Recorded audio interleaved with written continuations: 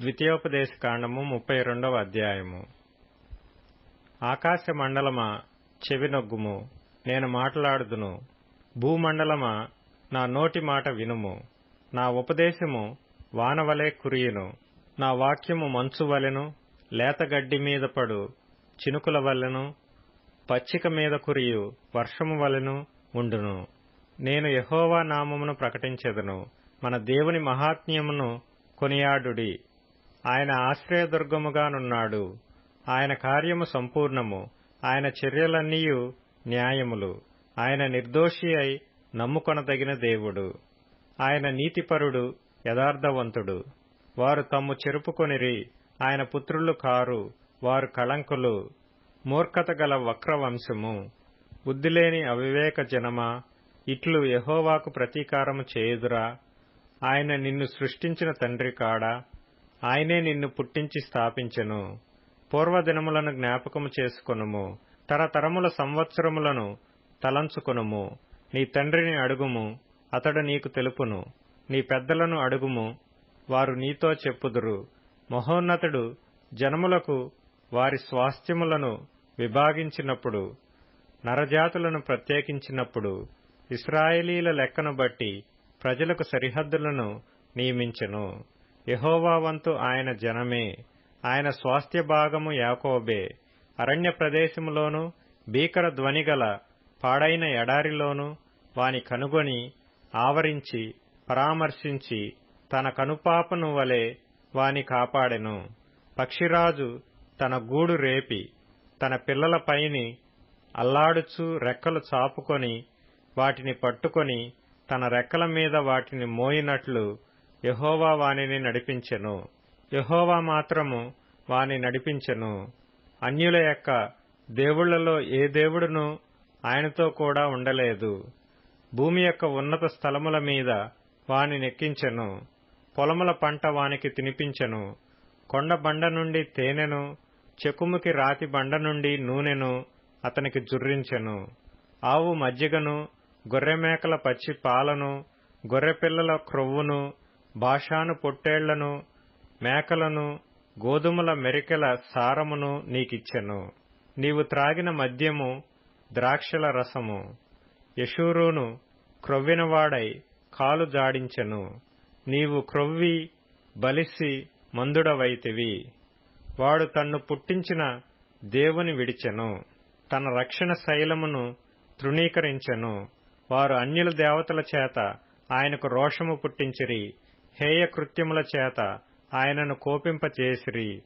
వారు దేవత్వము లేని దయ్యములకు, తామెరుగని దేవతలకు, క్రొత్తగా పుట్టిన దేవతలకు, తమ పితరులు భయపడని దేవతలకు బలి అర్పించిరి. నిన్ను పుట్టించిన ఆశ్రయదుర్గమును విసర్జించితివి. నిన్ను కనిన దేవుని మరచితివి. యెహోవా దానిని చూచెను. తన కుమారుల మీదను కుమార్తెల మీదను క్రోధపడెను. వారిని అసహ్యించుకొనెను. ఆయన ఇట్లనుకొనెను, నేను వారికి విముఖుడనై వారి కడపటి స్థితి ఏమగునో చూచెదను. వారు మూర్ఖ చిత్తము గలవారు, విశ్వాసము లేని పిల్లలు. వారు దైవము కాని దాని వలన నాకు రోషము పుట్టించిరి. తమ వ్యర్థ ప్రవర్తన వలన నాకు ఆగ్రహము పుట్టించిరి. కాబట్టి జనము కాని వారి వలన వారికి రోషము పుట్టింతును. అవివేక జనము వలన వారికి కోపము పుట్టింతును. నా కోపాగ్ని రగులుకొనును. పాతాళాగాధము వరకు అది దహించును. అది భూమిని దాని పంటను కాల్చును. పర్వతముల పునాదులను రవలబెట్టును. వారికి ఆపదలను విస్తరింపచేసెదను. వారి మీద నా బాణములన్నిటినీ వేసెదను. వారు కరువుచేత క్షీణించుదురు. మంట చేతను క్రూరమైన హత్య చేతను హరించిపోవుదురు. బురదలో ప్రాకు పాముల విషమును, మృగముల కోరలను వారి మీదికి రప్పించెదను. బయట ఖడ్గమును, లోపట భయమును, యవ్వనులను, కన్యకలను, శిశువులను, నెరసిన తల వెంట్రుకలు గలవారిని నశింపజేయును. వారిని దూరమునకు చెదరగొట్టెదను. వారి పేరు మనుష్యులలో లేకుండా చేసెదననుకొందును. వారి విరోధులు నిజము గ్రహింపకుందురేమో, ఇదంతయు యెహోవా చేసినది కాదు, మా బలము చేత వారిని గెలిచితిమి అని వారనుకొందురేమో. విరోధి గర్వమునకు భయపడి చెదరగొట్టలేదు. వారు ఆలోచన లేని జనము, వారిలో వివేచన లేదు. వారు జ్ఞానము తెచ్చుకొని దీని తలపోసి తమ కడవరి స్థితి యోచించుట మేలు. తమ ఆశ్రయదుర్గము వారిని అమ్మివేయని ఎడల, యెహోవా వారిని అప్పగింపని ఎడల, ఒకడు ఎట్లు 1000 మందిని తరుమును, 2 ఎట్లు 10,000 మందిని పారదోలుదురు. వారి ఆశ్రయదుర్గము మన ఆశ్రయదుర్గము వంటిది కాదు. ఇందుకు మన శత్రువులే తీర్పరులు. వారి ద్రాక్షావల్లి సొదొమ ద్రాక్షావల్లి, అది గొమొర్రా పొలములలో పుట్టినది. వారి ద్రాక్ష పండ్లు పిచ్చి ద్రాక్ష పండ్లు, వాటి గెలలు చేదైనవి. వాటి ద్రాక్షారసము క్రూర సర్పముల విషము, నాగుపాముల క్రూర విషము. ఇది నా యొద్ద మరుగుపడి ఉండలేదా? నా నిధులలో ముద్రింపబడి ఉండలేదా? వారి కాలు జారు కాలమున పగ తీర్చుటయు ప్రతిఫలమిచ్చుటయు నావే. వారి ఆపద్దినము సమీపించును, వారి గతి త్వరగా వచ్చును. వారికి ఆధారము లేకపోవును, నిర్బంధింపబడిన వాడును స్వతంత్రుడును లేకపోవును.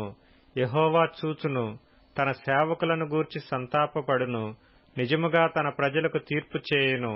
ఆయన వారి నైవేద్యముల క్రొవ్వును తిని వారి పానీయార్పణమైన ద్రాక్షారసమును త్రాగిన వారి దేవతలేమైరి?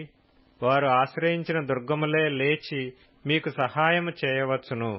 వారు మీకు శరణము కానీయుడి అని చెప్పును. ఇదిగో నేనే దేవుడను, నేను తప్ప వేరొక దేవుడు లేడు. మృతి నొందించువాడను బ్రతికించువాడను నేనే, గాయపరచువాడను స్వస్థపరచువాడను నేనే. నా చేతిలో నుండి విడిపించువాడెవడనూ లేడు. నేను తళతళలాడు నా ఖడ్గము నూరి నా చేత న్యాయమును పట్టుకొనిన ఎడల నా శత్రువులకు ప్రతీకారము కలుగజేసెదను. నన్ను ద్వేషించు వారికి ప్రతిఫలమిచ్చెదను. రక్తము చేత నా బాణములను మత్తిల్ల చేసెదను.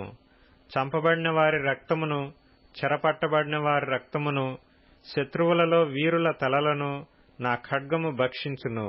నేను ఆకాశము తట్టు నా హస్తమెత్తి నా శాశ్వత జీవము తోడని ప్రమాణము చేయుచున్నాను. జనములారా, ఆయన ప్రజలతో కూడా ఆనందించుడి. హతులైన తన సేవకులను బట్టి ఆయన ప్రతిదండన చేయును. తన విరోధులకు ప్రతీకారము చేయును. తన దేశము నిమిత్తమును తన ప్రజల నిమిత్తమును ప్రాయశ్చిత్తము చేయును. మోషేయు నూను కుమారుడైన యెహోషువయు ఈ కీర్తన మాటలన్నీయు ప్రజలకు వినిపించిరి. మరియు మోషే ఈ మాటలన్నీయు ఇశ్రాయేలీలందరితో చెప్పి చాలించి మరలా వారితో ఇట్లనెను. మీతో సాక్ష్యముగా నేడు నేను పలికిన మాటలన్నిటినీ మీ మనస్సులలో పెట్టుకుని మీ సంతతి వారు ఈ ధర్మశాస్త్ర వాక్యములన్నిటినీ అనుసరించి నడుచుకొనవలెనని వారికి ఆజ్ఞాపింపవలెను. ఇది మీకు నిరర్ధకమైన మాట కాదు, ఇది మీకు జీవమే. మరియు మీరు స్వాధీనపరుచుకొనుటకు యొర్దానును దాటబోవుచున్న దేశములో దీనిని బట్టి మీరు దీర్ఘాయుష్మంతులగుదురు. ఆ దినమున యెహోవా మోషేతో ఇట్లనెను. యెరికో ఎదుటనున్న మోయాబు దేశమందలి అబారీమను ఈ పర్వతము అనగా నెబో కొండ ఎక్కి నేను ఇశ్రాయేలీలకు స్వాస్థ్యముగా ఇచ్చుచున్న కనాను దేశమును చూచి నీ సహోదరుడైన అహరోను హోరు కొండ మీద మృతి పొంది తన స్వజనుల యొద్దకు చేరినట్లు నీవు ఎక్కబోచున్న కొండ మీద మృతి పొంది నీ స్వజనుల యొద్దకు చేరుదువు. ఏలయనగా మీరు సీను అరణ్యములో కాదేషు మెరీబా నీళ్ల యొద్ద ఇశ్రాయేలీల మధ్యను నన్ను పరిశుద్ధపరచక ఇశ్రాయేలీల మధ్యను నా మీద తిరుగుబాటు చేసితిరి. ఎదురుగా ఆ దేశమును చూచెదవు కాని నేను ఇశ్రాయేలీలకిచ్చుచున్న ఆ దేశమున నీవు ప్రవేశింపవు.